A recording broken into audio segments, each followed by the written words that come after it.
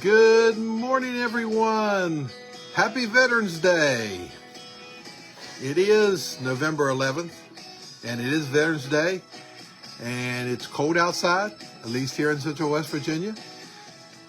Snow on the ground for the first time this year, and for some of you, that's exciting. For some of us, not so exciting. Good morning, everyone. Hope you're having a great morning so far. If you are with me this morning, I love my morning warriors. I've been super busy this morning, just getting everything ready at the last minute. So I hope there's some people along. I have a busy day. I have a couple of doctor's appointments today, so I'll be leaving here right after I get ready, right after this Facebook Live that I'm going to do. And I have some interesting stories today. It was a pretty busy day yesterday with news, some pretty big things. But first I want to thank all the veterans of the active military and their families for the service and sacrifice that they have done. I am not a veteran. My father was in the Navy. I had an uncle. Good morning, Lisa. I had an uncle that died on Normandy Beach, and of course I never met him because I'm not that old. But I heard a lot about him, especially from my mother. So anyway, thank you for your service. And freedom is not free, as we know. Let's get into the news. The Senate finally passed a continuing resolution to reopen the government. Now, this has been 40 days, or I think 40 days. I'm glad to have you, Lisa. The largest government shutdown in history. Now, this is a bad shutdown for the Democrats. There's no other way to paint it, and they're painting it the same way because they just didn't get anything they wanted. So they wasted 40 days of a shutdown for nothing, basically. And then, of course, it makes them look bad. And, of course, the Democrats are furious. And like any good politician, they have to find somebody to blame. That's what politicians, that's one of their number one jobs, is to find somebody to blame for everything. So it appears this time it is Senate Minority Leader Chuck Schumer. Of course, there's a lot of people calling for him to be replaced after they perceive him caving, which really isn't the case. He didn't really cave. He didn't vote for it. He was against ending it, but they think his leadership was the problem. I don't know. Good morning, Diana. Nice to have you today. So anyway, Chuck's the loser. Really the American people are the loser for going through 40 days of this shutdown that was no reason to do it, really. So the bill will make its way to the House. It'll probably vote on Wednesday because, the House people are home. So they're going to have to fly in, and you know how hard flying is these days, or drive in or whatever to get there. So they'll probably vote on it on Wednesday. Now, the Supreme Court has agreed to hear a case involving some state laws that allow mail-in votes to be received after Election Day and counted. Good morning, Janet. Good morning, Tom. The ballots must be postmarked by Election Day. But, when I was growing up, and some of you all, when you grew up, you had to actually go and vote on Election Day. What a crazy idea. It's Election Day, vote. Now, I understand that there are people that work out of town or for whatever reason, elderly, that can't maybe come in on Election Day. And I understand, having early voting a week or two, not a month or two, but a couple weeks ahead of Election Day. And I understand, when I was growing up or recently, absentee ballots were available to people that had a real reason, not just because they want to. But this, voting has become out of control. And the way I look at it is this. I think that, if you really want to vote, if it's important to you to vote in your country, that you will make an effort to do it the right way, the correct way. not just passing them out like candy and letting people vote. So anyway, that's my opinion. I'd like to see it get back to the elections being a little bit more controlled. I like the paper ballots. I have been voting electronically some, but I think I'm going to go back and start voting just paper ballots because I like it. I think it's safer. I think it's more accurate. And we've been doing it for years until recently, and it's not been a problem. I realize it takes a little bit longer maybe to count them. I don't know. You know, we can handle that. We can do that. But I know the elections were counted faster, 30 years ago than they are today. So I don't think the machines have really helped count that much faster. I don't know. We'll see. Next story. Visa and MasterCard have announced a multi-billion-dollar settlement on an antitrust lawsuit. Now, if it's approved, this is important to us people that use credit cards. If it's approved, businesses could reject several popular cards at the checkout. Merchants could accept or decline some cards, and it's all tied. If I understand it right, it's all tied to rewards cards. See, what Visa and MasterCard have been doing is if they offer you rewards, and then they just turn around and make the merchants pay for that, the stores. So they're not losing anything. They're just making the merchants pay for that, or at least pay part of that. And so the merchants are paying a fortune, as if you're a merchant, and if if you have a small business and you're taking credit cards, it's a struggle sometimes for all the fees that they're putting on there. So anyway, it might be a time coming soon when your credit card you use, the store may refuse to take it. So we'll continue to watch that story and see how that rolls out. So Gary Sinise, a pretty famous actor, spent years dedicating to making life better for American veterans and first responders. And he's done a lot of things. He's been in the news a lot. His foundation and other organizations he's helped raise millions of dollars to buy homes for disabled veterans and provide physical and mental help for them. And he's really been a great friend to the military and to the heroes that we have. He's really a great guy, and he is now helping to create a center which will place a place for veterans to go that suffer from PTSD.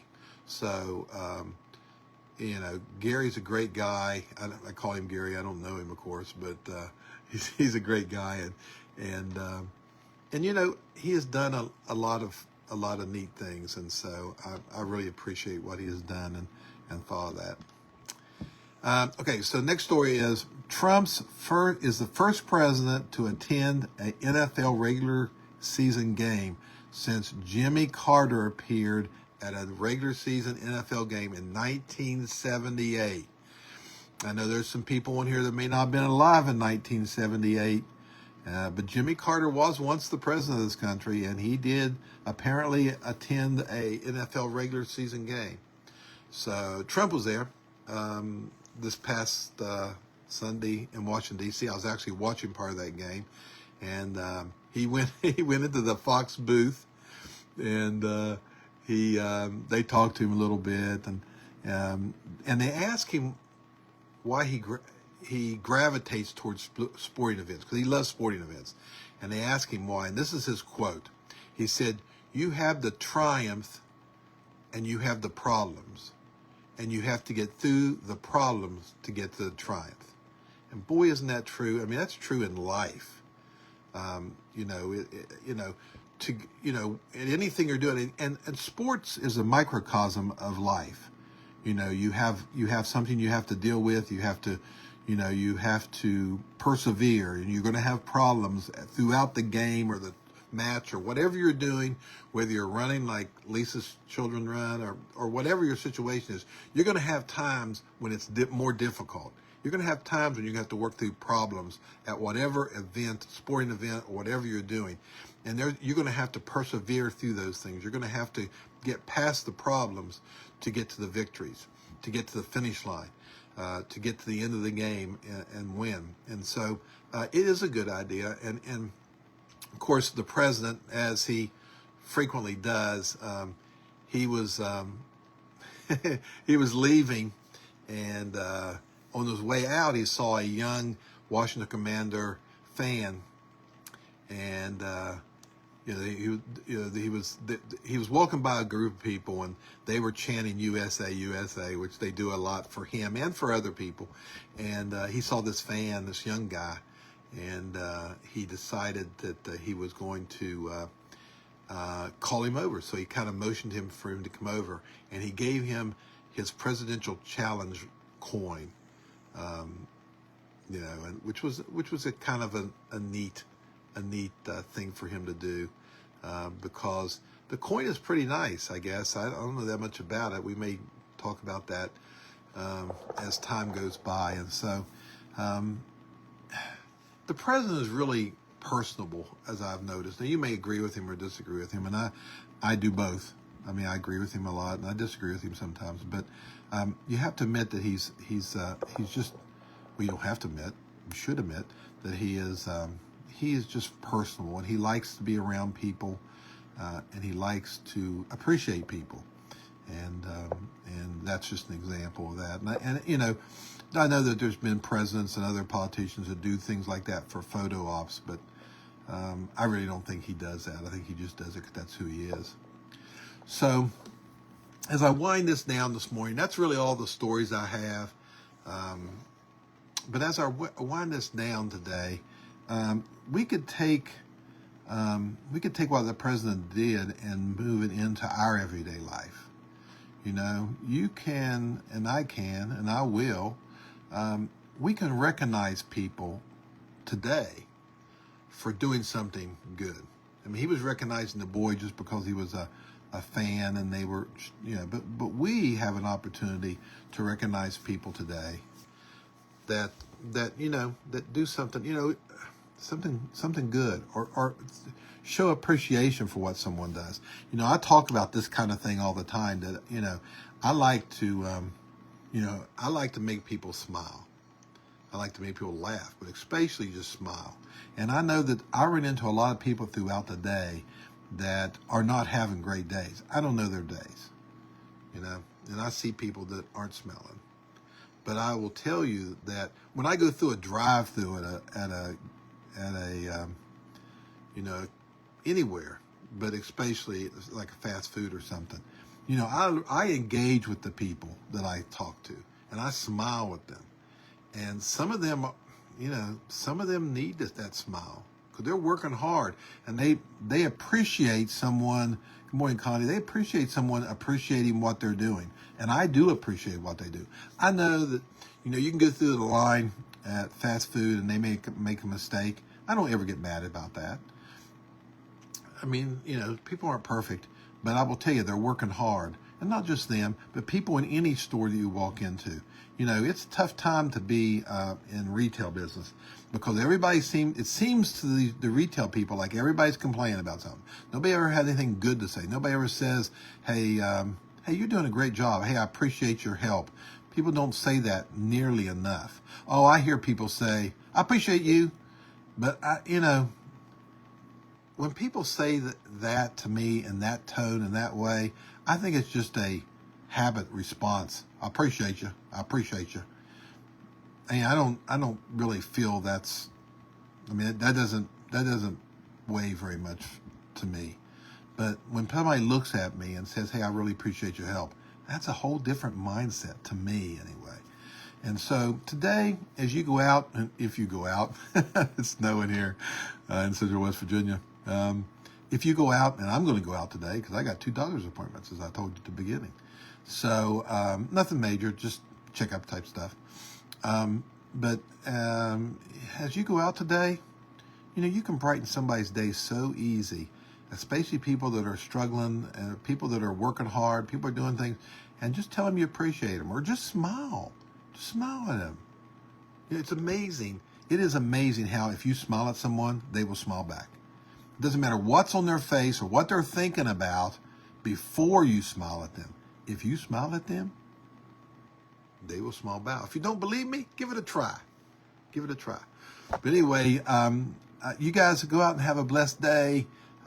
Hopefully you'll be able to interact with somebody and give them a smile. Give it a shot anyway.